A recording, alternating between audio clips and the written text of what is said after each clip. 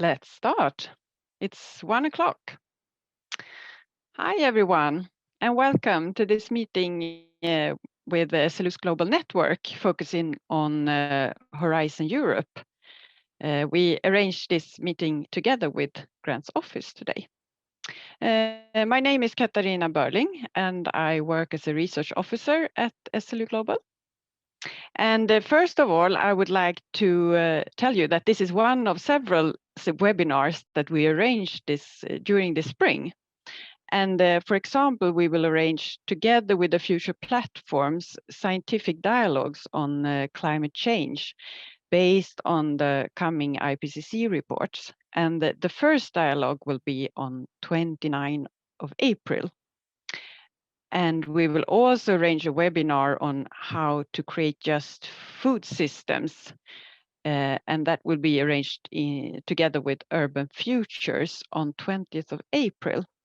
So please look out for further invitations from us. But for today, we will focus on Horizon Europe. And we have the following agenda, as you can see on the screen. And as you might see on top of the screen, you see that we will use Menti. So if you want, you can use your smartphone and enter Menti already now. But the agenda for today is that we will start with the Grant's office.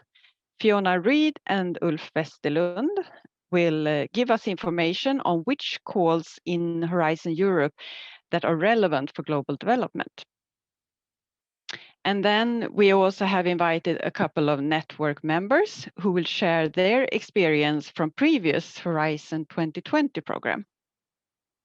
And finally, during the last about half an hour, we will have time for questions and discussions. And then we will use the platform wonder.me, the same as we used in the last network meeting, but we will give you further instructions about this later on. And you can ask questions to the speakers in the chat. And if there is time, we can handle them here in Zoom, but otherwise you will have time during the last half an hour to ask your questions to everyone. Okay, so first, we would like to know a little bit more about you and your experience from EU Horizon projects. So, as I said, you can go in use your smartphone or your web browser and go to menti.com and use the code 77418468. And we would like to know, what are your spontaneous feeling about applying for Horizon Europe? And you can add 3 different words, and we hope that it will appear a word cloud here.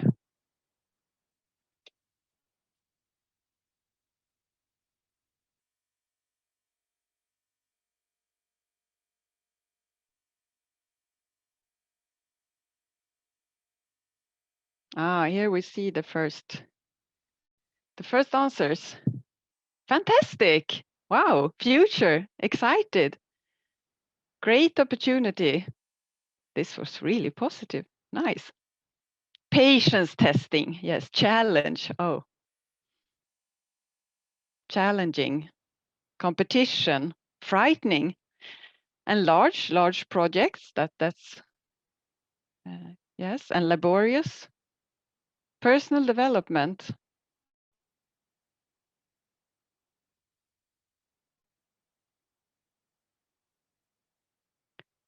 Nice to see all your answers ticking in. Scary. That's good. That's why we have Ulf and Fiona here and our experienced network members to help you when it gets scary. Big jungle. That's what we want to help you with today. Want to know more. Yes. That's good. And inspiring. So there are lots of positive things, but also challenging and laborious and time consuming and so on. So it's really nice to see your expectations or your feelings for this. Is it worth it? Yes, that's a good question. That's maybe something you could think about, know a little bit more after today.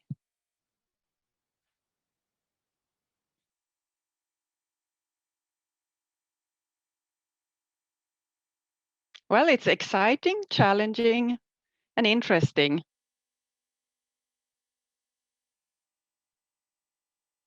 So I think we have something nice ahead of us now.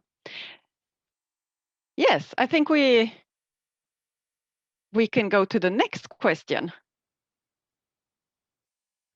And do you have previous experience from EU projects?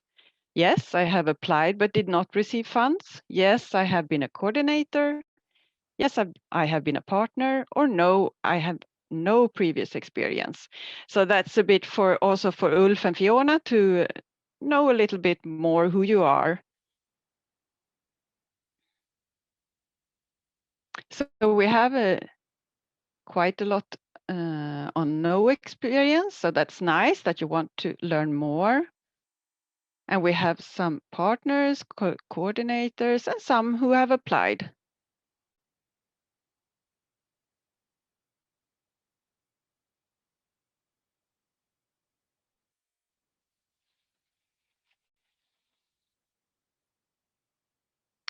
We have quite a lot of partners.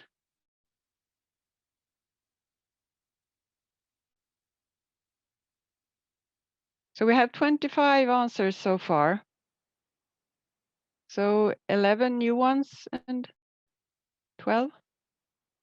And about 10 partners and coordinators. That's good. Thanks a lot. And this might give some good input for the coming speakers. So I think I will stop share here, and that was some input for Fiona and Ulf, and we will listen to them, and they will talk about which causes are relevant for global development. So please, Fiona and Ulf, the screen is yours.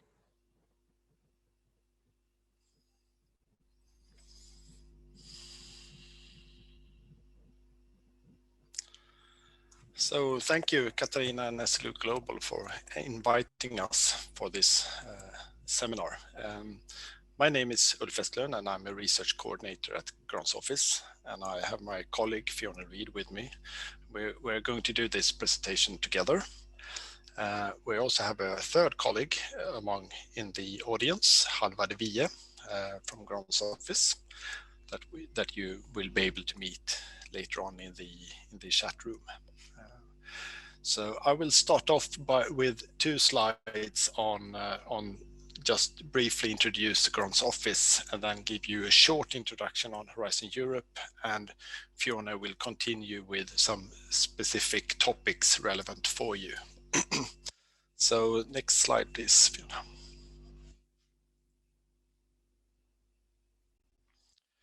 So as you can see here, it's a map of Sweden, and Grant's office is situated in 3 different campuses all over Sweden.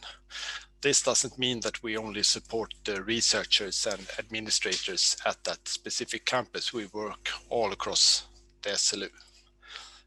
So we provide expertise, support, advice, and information on external funding to researchers, administrators, but also the university leadership. Next slide, Fiona, please. We try to group our service packages into 8 different areas. The top line here is to demonstrate how we work from proposal to implementation of the project. So we support you in the development of your proposals. That means proposal content, what you should focus on for that specific funder, and budget. And we also give you support in how to implement a project in a good way. I could see on the Mentimeter answers that someone was afraid of bureaucracy. Hopefully we can support you to make that less of an issue. The second line here is more diverse. We give training and we focus on training and capacity development. We participate in seminars like this to talk about Horizon Europe or other funding possibilities. We arrange courses in how to write a proposal, etc., etc. We also have a small bag of seed money mainly for coordinators at SLU. But we also have seed money for training events that you would like to participate in. But you can read more about that on our webpage. We have one service package on matchmaking and also have a Brussels office with 2 people. So we at Grant's office and the faculties continuously read drafts of work programs and try to match that against researchers at SLU. And Fiona's presentation will be an example of that, how we matchmake or find calls. And the Brussels office consists of 2 people, and they inform us at SLU on what's going on the European arena concerning external funding for research, education, etc., etc. Then we have an external funding help desk where you can email any question you have on external funding, and we will try to answer that at Grant's office. But if we don't manage that, we will guide you to the right expert. Next slide, please. Okay, that was short about Grant's office, and we will continue then with Horizon Europe, and we can go to the next slide. So this program will run from this year until 2027. The European Parliament will have a vote on or adopt the program in May this year. It has been delayed, but we can see that there will be calls opening in April, May. If you are familiar with Horizon 2020, you will see that the structure of Horizon Europe is similar to Horizon 2020. So you have 3 different pillars. We today will focus on pillar 2 in the middle. And I could see one of the answers on your Mentimeter question was, it's a big jungle. So what you see now is the jungle. So think of the jungle as 3 pillars. Pillar 1, focusing on excellent science, funding for one PI or research mobility. Pillar 3 is if you're into entrepreneurship or business development. But if you're looking for collaborative projects, then you should focus on pillar 2. And under that pillar, you have 6 different clusters, as you can see in the next slide.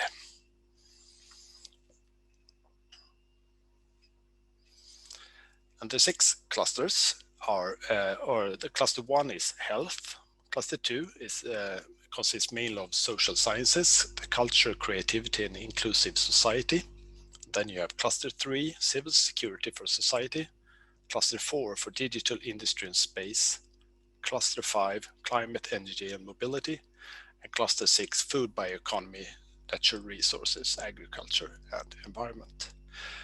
And we have looked into the work programs of all these clusters, and there are opportunities for an organization like SLU in almost every one of these clusters. If you look at the name, the obvious target is of course cluster 6, but we shouldn't leave the others to the side, because we will find funding there as well. And this will be applicable for everyone at this seminar. So each cluster has something called a work program. This is the large document where the commission present the calls, the topics that you can apply, where you can apply from. And this is where Fiona, we have one more slide on missions, right? Yeah. So before Fiona takes over and presents some topics for you, we just would like you to know that there are something called mission areas in Horizon Europe, and this is a novelty. It hasn't been present before.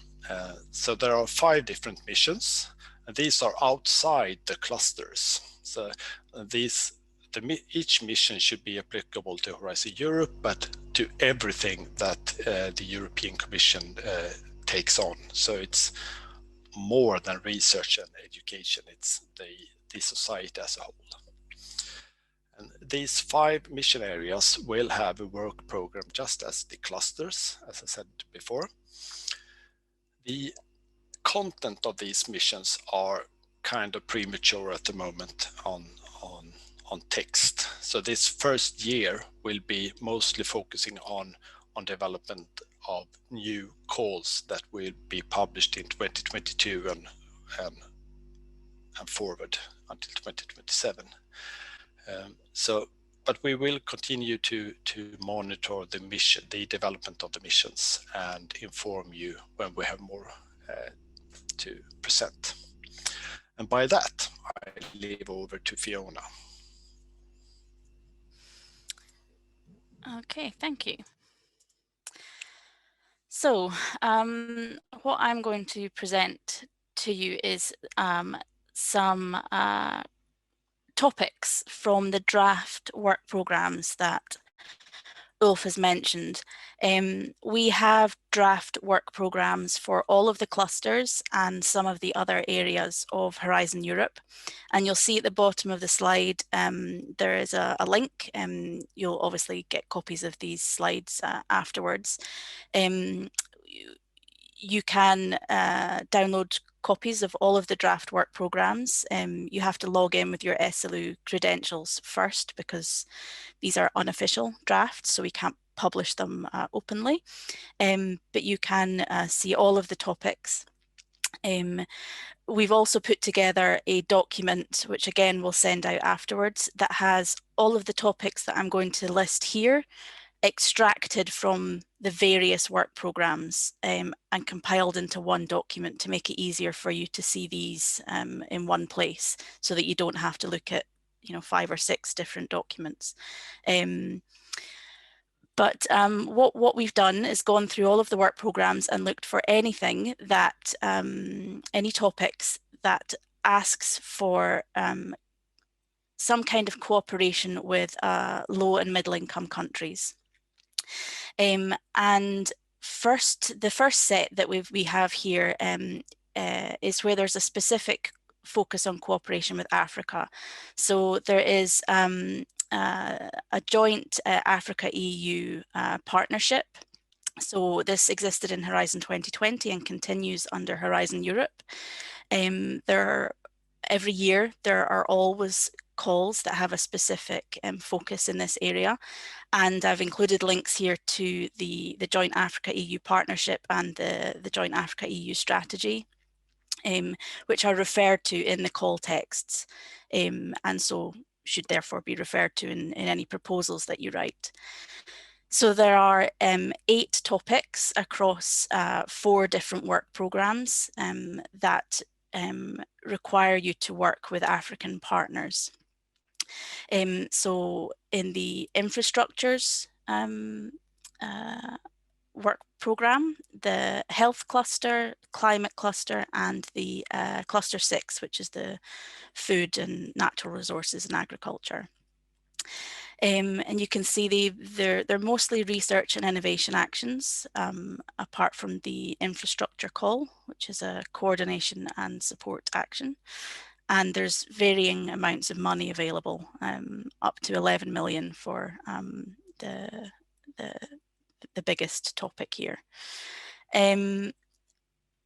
What I've done is, we don't have time to go through each topic in detail, but I've picked out a few, and I thought we can just look at some of them in detail, and then the rest you can have a look at the document that we send out afterwards, and then come and speak to us if you want more information or to discuss.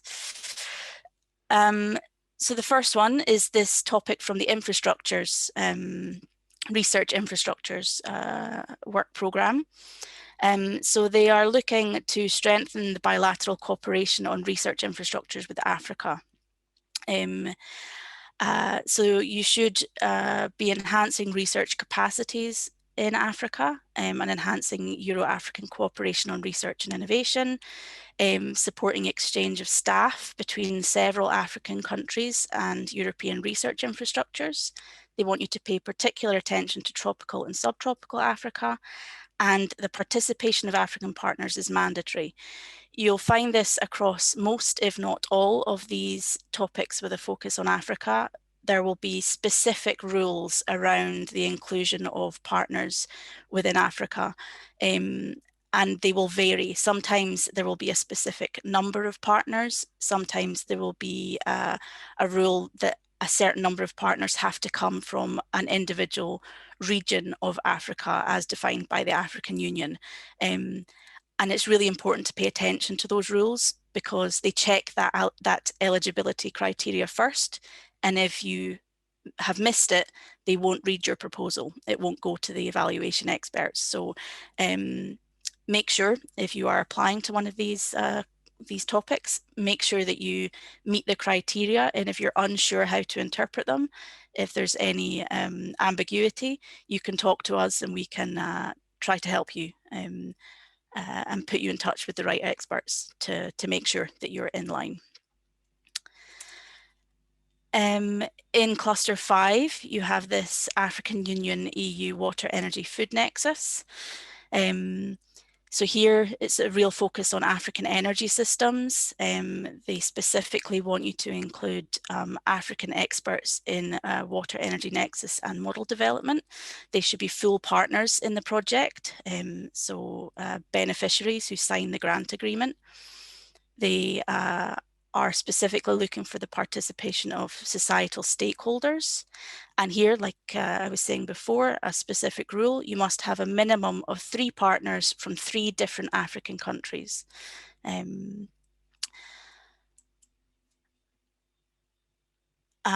on to the Cluster 6, the farm to fork destination. So each cluster is divided into several destinations, and in the farm to fork destination, there is this One Health approach for food, nutrition, security and sustainable agriculture. And here they're going to fund 3 different projects, and they're looking to provide a comprehensive and integrated response to current and future challenges benefiting people, nature and economic growth in Europe and Africa, which is a big, that's a big ambition. And I think this is very much in SLU's kind of wheelhouse. I think we could have a lot of interest here. You should tackle current and emerging plant diseases, pests and zoonosis, establish a multidisciplinary team, and you have to include at least 6 partners from Africa. And you can ask for up to 6 million euros for this project. And there are several ongoing projects related to this FNSSA. So there should be links to those projects. And of course, Yanis from SLU Global is working as a work package leader in a CSA in this area. So we have a good link already that we can include if someone was interested in this topic. And the final example here is the agro-ecological approaches in African agricultural systems. It has some similar ambitions to the previous topic, looking at delivering methods to identify the best combination of agro-ecological practices for different farming systems. You should be supporting farmers, advisory services and actors in value chains. So it's a real multi-actor approach. And here is one of these very specific rules. So you must include at least 8 partners from Africa, including 5 from a single region. They're going to fund 4 projects, and this means that it's likely that they are looking to fund projects, each project in a different region of Africa. They will, of course, select the projects that receive the highest scores. The excellence is the most important criteria, but they will want a portfolio that represents different regions of Africa. So that's something to think about if you are interested in this topic. Think about who your competition might be and what region of Africa they might focus on. If I move on, there is also a set of topics which ask for international cooperation in a broader sense with low and middle income countries. So they don't specify a specific individual country, but they may ask for a range of countries, or simply say with low income countries or low and middle income countries. And then it's up to you to make a choice and then to justify that choice. Describe why your cooperation with these countries makes sense, why it adds value to your project, and particularly why it adds European value. So there are several across 3 different work packages here, the health, climate, and the food and natural resources.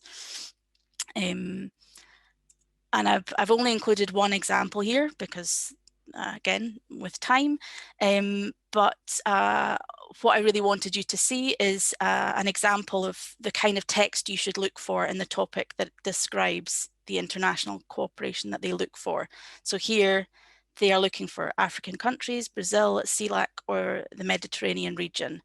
And here you don't have to cooperate with all, you can pick one or several, but again, making sure you justify why you've chosen a particular region. And it says encouraged, which you could read as it's not mandatory. But when it says encouraged, to me, that means you should do it or you're not going to be evaluated particularly highly. But of course, you're all working in the global network, so you want to work with international cooperation, so I'm sure it's not a problem. And then the final list that we have here, I'm not sure if there are many of you who work in cooperation with China, but the EU does also have an ambition to work cooperatively with China, and they have some specific topics to do so. China are not automatically eligible for funding from the EU, but they have a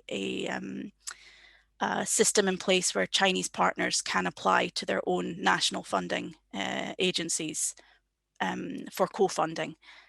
So if that's something you're interested in, these are the topics that are available in the first work programme, and you can read more about them in the document that we send out. And just to finally highlight, there are also many topics which advise or encourage international cooperation more generally. They don't make reference to specific countries at all. They don't make reference to lower middle income countries. They just ask for international cooperation. And this can mean anywhere in the world. And that can include places like, the United States or Canada, Australia.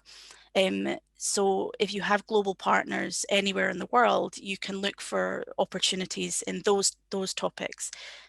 We haven't listed them here, and they're not in the document we're going to send out because there are very many. But you can, of course, search the work programs for international cooperation, and you'll find the topics there. If you want to know which countries are eligible for funding under Horizon Europe, because there are many, most low and middle income countries are automatically eligible for funding.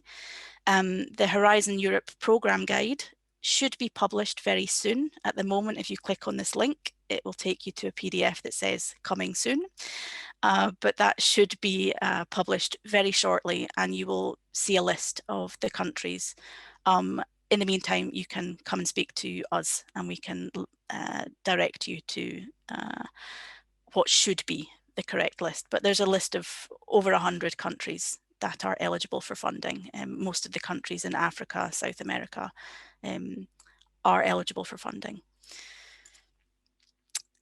Just a very quick, I'm not going to go through this slide in detail, but just so you don't forget, under Pillar 1, the Excellence Pillar, There's the European Research Council and the Marie Curie actions. Now, you don't have collaboration in quite the same way, but the European Research Council is open to researchers from anywhere in the world, as long as the host institution is in an EU member state or associated country. So if you have collaboration with global collaboration, and there are a researcher who would like to come to SLU to do a European Research Council project, they can apply from anywhere in the world to come here if SLU is the host.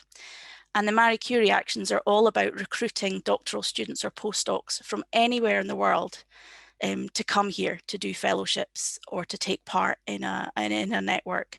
And we can also send and receive staff on international secondments. So they're, the key driver there is about international mobility. So that's something not to forget when we're talking about global collaboration and development. I've included all of our contact details here. Ulf and I are up at the top. We work specifically with collaborative grants. So if that's something that you are interested in, you're welcome to get in touch. But all of our colleagues are also here with their areas of expertise. So please feel free to contact them if you have questions. And yes, thank you very much. I'm not sure if we have time for questions live, but if you have questions in the chat, we'll do our best to answer them. Otherwise, we will see you in the mingle session afterwards. Thank you. Thank you very much, Fiona and Ulf.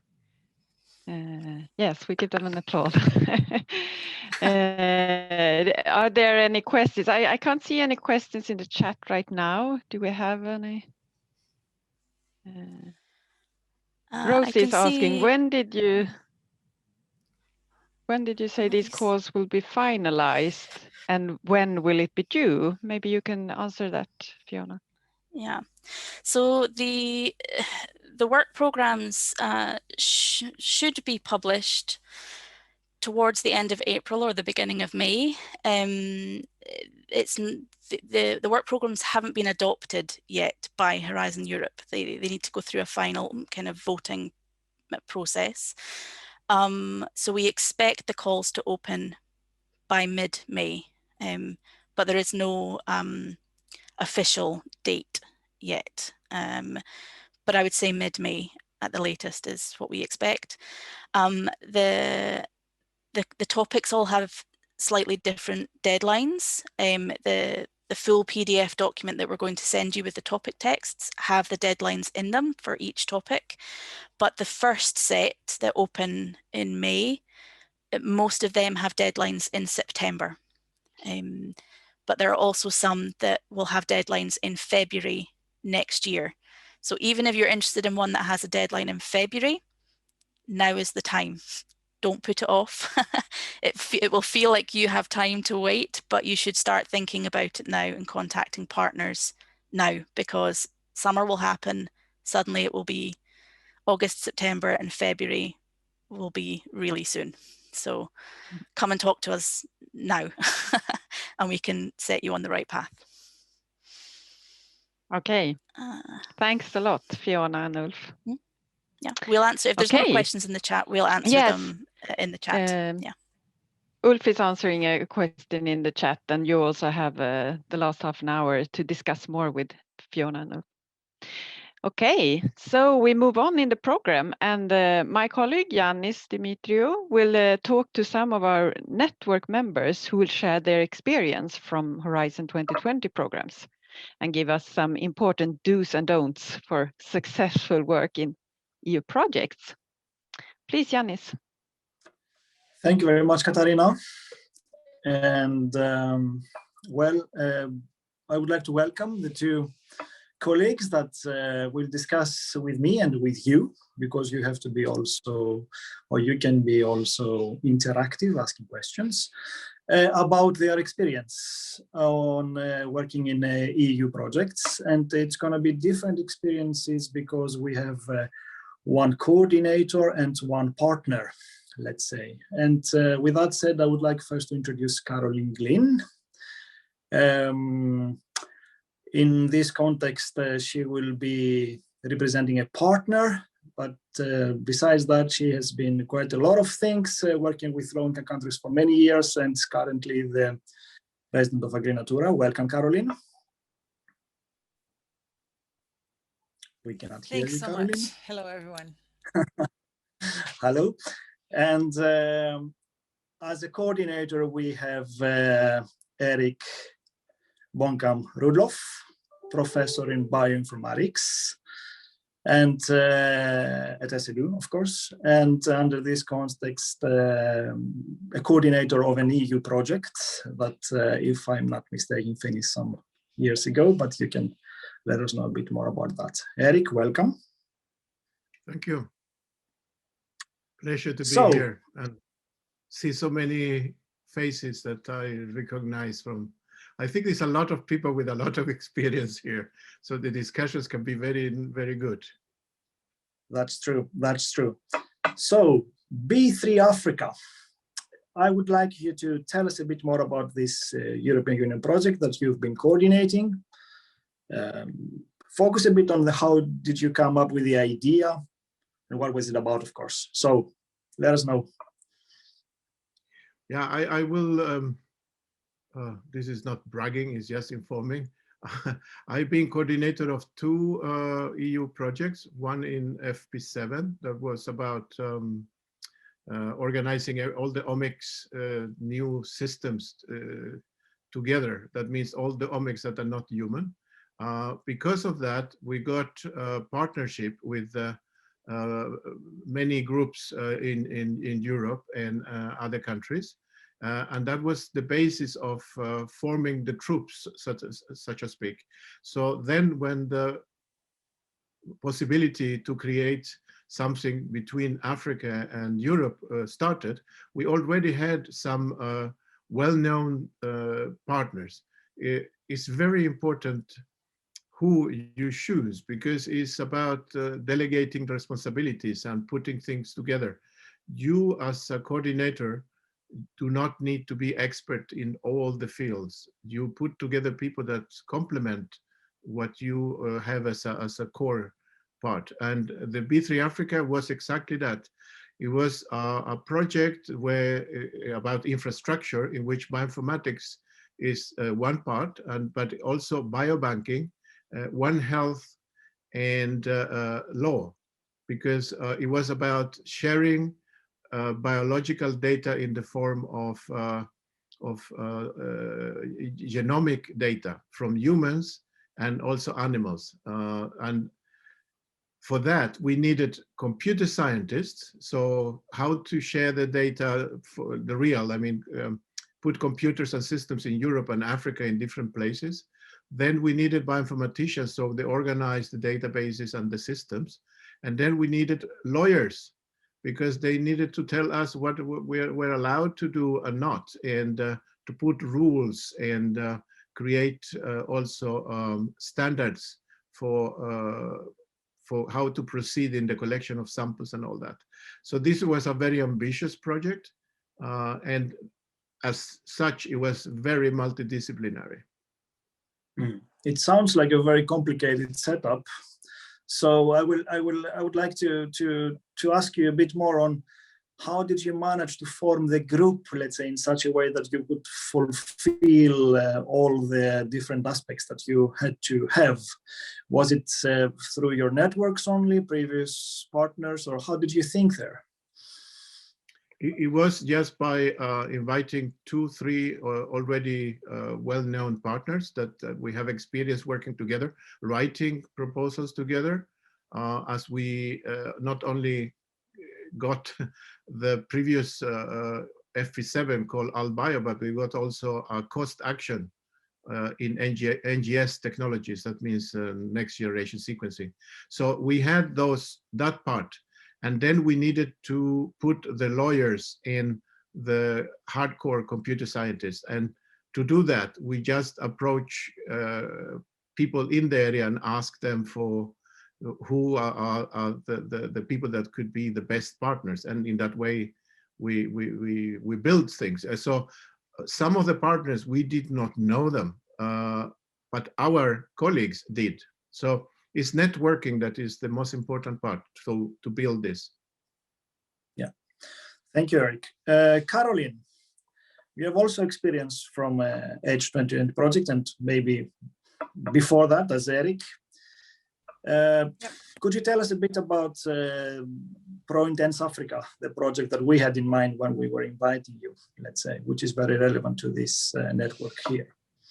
Yeah, thank you. I'll do that. And I'll sort of pick up where Eric left off, is the idea of networking. It started off as a, when I started working with SLU Global in 2012, I think it was, I got sent to a meeting and had no idea what it was going to be about, but it turned out to be this core group that then became even what you're working in now, Jalnis.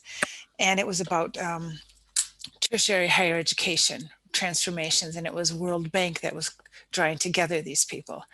So it started off as that, and then it really was this idea of who are the best people to work with. You have to sort of get to know who clicks and how you can work together, how you can, who do you think is really going to work for an application, because it's a lot of work. And that's how it started. That was the question, right? How it started. Yeah, how it started, and what was the project about? Let's say, what would you do there? Mm-hmm.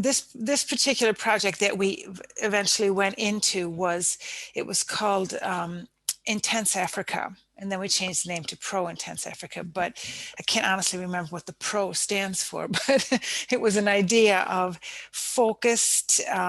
The focus was on integrating approaches. And the whole idea was to have approaches looking for strategies for producers, consumers, but even in the policy arena, decision makers. And then because we wanted this decision maker aspect, then we wanted to have real decision makers in the project. So it ended up being that it was a consortium.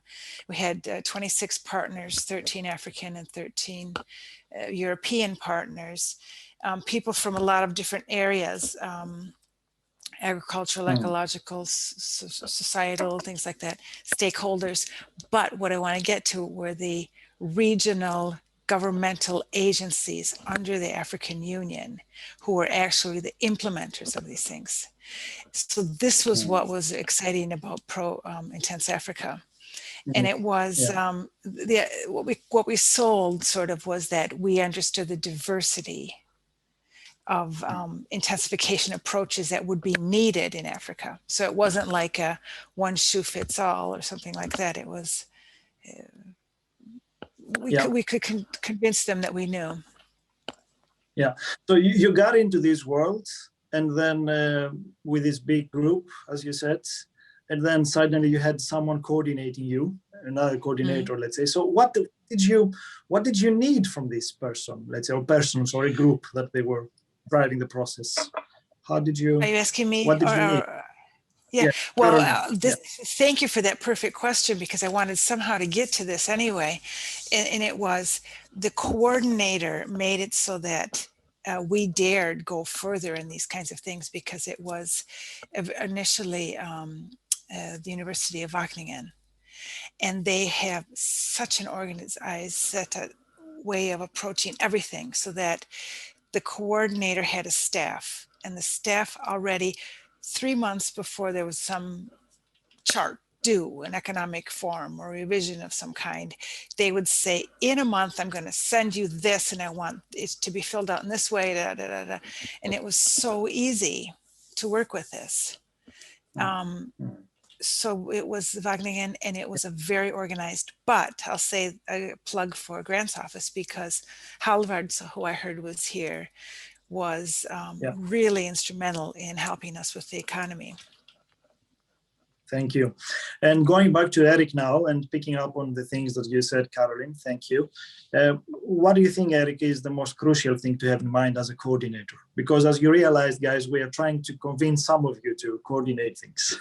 So Eric, share your experience. I will put it like this. The coordinator needs to be someone that is kind of a person that inspires the others to do the job. is not the person that is supposed to do the job, because what the coordinator is doing is really delegating all the tasks and then asking for the reporting, which is the hardest part, because most scientists are not very good at reporting, and the EU only cares about that the reports are delivered in time and everything that you have promised when you write your proposal are delivered in writing. This is very important because in the very beginning, everyone is enthusiastic, the money is coming. If a project is 3 years or 4 years, the third year or the fourth year, you really need to fight a lot, because people start thinking that they have done their job, they've done their part, and they relax. But it's at the end of a project when you have the hardest work, because you have to write all the final reports and deliver. And this is where the coordinator needs to be a person that is really not losing the faith in the teams, and also is a person that keeps being enthusiastic and kind of smiling even if things are going very bad, and try also to make some partners not to accuse the other partners when the job is not done, but make them all work together. And I will say like this, it's a very pleasant job, but sometimes it's very hard. But as a coordinator, you have so much good opportunities also for the future, because you have all the instruments in your way. I will compare it with an orchestra. You are supposed to play a very beautiful music and you need instruments, but without a director of music, you don't get anything well done. And again, it was mentioned about the grants office. A coordinator is absolutely naked and absolutely devastated if they don't have a very good support from the administration, because it's a lot of administration work. But with a good administration, things are so much easy, and you just dedicate your time to make things work. And I will say that it was not that incredible hard. Mm-hmm. And I guess you're talking about support before, during, and after, let's say, the project. So I would say that is paramount to work together with grants office or people that knows or have experience from the very beginning, because you, for instance, it was mentioned before, one of the most important things when you write your proposal is that you make a list of what are the requirements in the call, and then you have to go through one by one and see that you fulfill all of them, because otherwise they are not going even to read your proposal. Even if it's the best in the world, but if you don't fulfill like 3 countries and you have only 2, it's gone. Things like that. And for that, you need some kind of help with people that are used to read the nomenclature of EU. And then when you put this together, you need, during the 2 or 3 or 4 years, whatever length, that the administration helps you with putting together the financial, all the papers, and putting it in, because everything is reported through a web system. And it's not that difficult, but you need to learn how to do it. And for that, you need people with experience. And then the last part is, at the end, is the reporting, because then you really need the help of administration. Thankfully, we have them with us today, but we have them as a support, let's say, at SLU. So for the people that do believe that it's a big burden, I think we have convinced you so far. If we have not convinced you so far, you need to take the mingle with the grants office that will be later with us today. Carolyn, I will go back to the project, let's say. You've been one of the, as you said, 30 other partners. How was in that project that you described before? How was the collaboration, or how was the process of collaborating within this project? Let's say that it was a cooperation support action, if I'm not mistaken. It started with working with European partners first, and then there was sort of a selection process, who was going to be a work package leader, and they were very, very careful about who they were going to choose to be leaders. So it ended up being that, you know, I wanted SLU to be in the forefront of this. And we ended up being in 6 of the 7 work packages within this project. So, but I wanted to be I wanted to be a work package leader because I knew that was the way we needed to make ourselves visible. And so the first thing I did is in typical me, but I sort of went in there and started arguing with Philippe and Hub from Sirad and in Wageningen. And I said, I don't understand what they're blah, blah, blah, blah. And they said, they both looked at each other and they said, okay, we choose you. Because they wanted to have somebody who was really their partner, looking at the critical aspects and things like that. So then that way we ended the work package leader and then ended up in the leadership of the consortium, and it was worth it. But it was a lot of work, doing the dirty work, you know, whatever needed to be done. So, I mean, besides, you know, trying to be a work package leader, then you have to work to prove that you were like a worthy work package. Yes, yeah. I guess it was more like best for you. Be on top of it, yeah. So if there's, okay, we have to hand this thing in 1 hour. Who can proofread this? Just get on it immediately, and you know, things like that. Really, just to be a part of the, they build up the trust, basically. I would say that sometimes being a work package leader is much harder than being the coordinator, and for that reason, I don't think so, Eric. I would choose to be the coordinator. I think you're too kind. It's a lot of challenges. I can assure you that with both roles, even with. But you have to deliver. You have to deliver. You know. The secret is that when you write your proposal, you put a list of tasks and deliverables, things that you promise that you will do for the money. Then you connect every single thing that you promise to deliver to work, and that work is then put into connection to the money, because a lot of people just think, oh, we are 10 partners, then everyone gets 1/10 of the money, but then they don't do 1/10 of the job. Yeah. So being a coordinator is in the beginning to take the lead and explain for people very clearly that if you are doing this and this and that, you get this amount of money.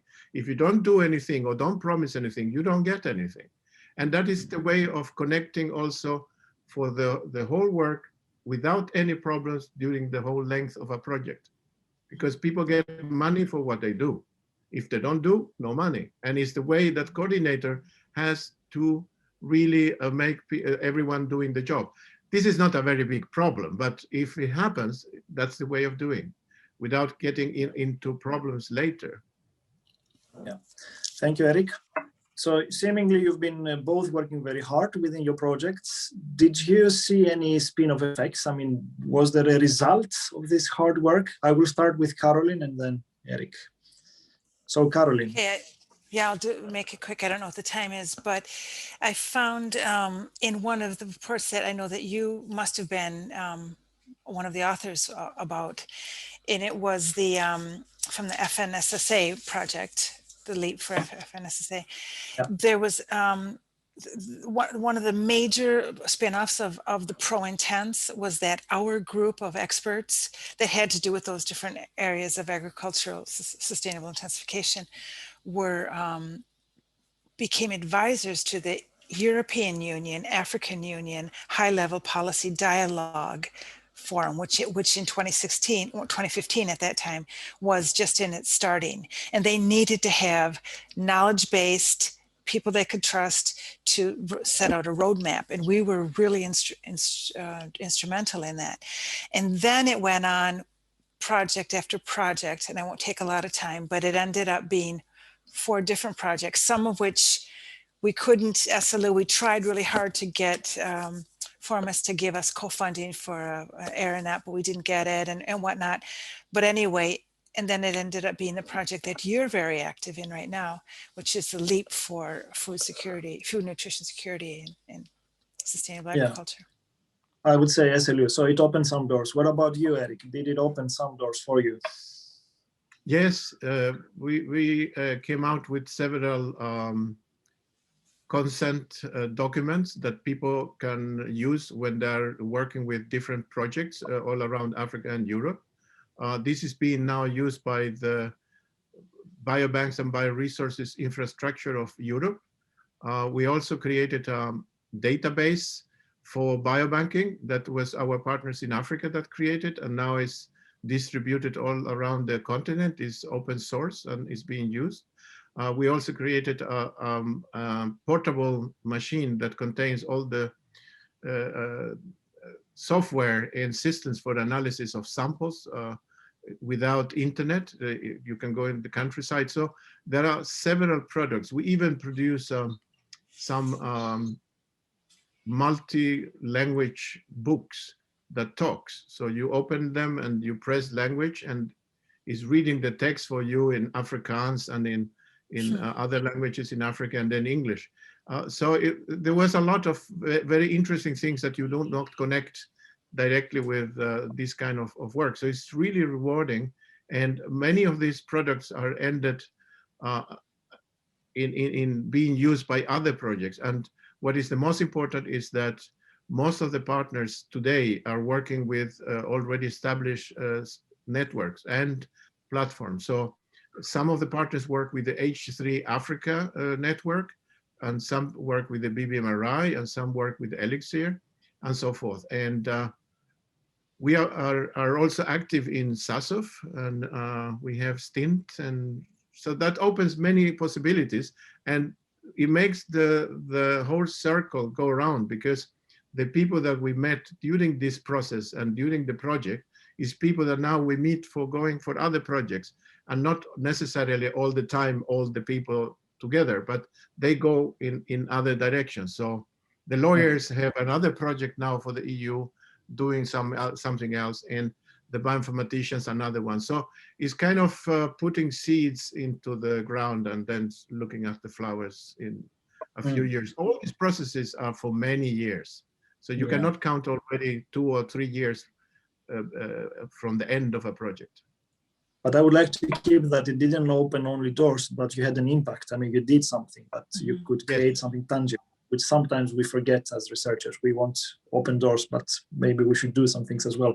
I would like one last comment from both of you to the network, giving advice. What is your best advice for others we would like to apply for EU Horizon 2020? One thing, one short comment. I will start with Carolyn.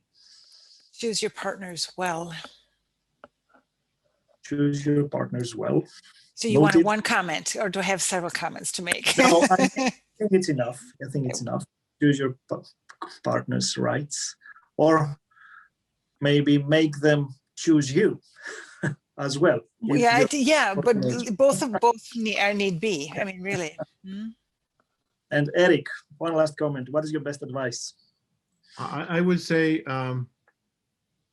put the best multidisciplinary team you can find to solve a problem that is one of the problems of the call, and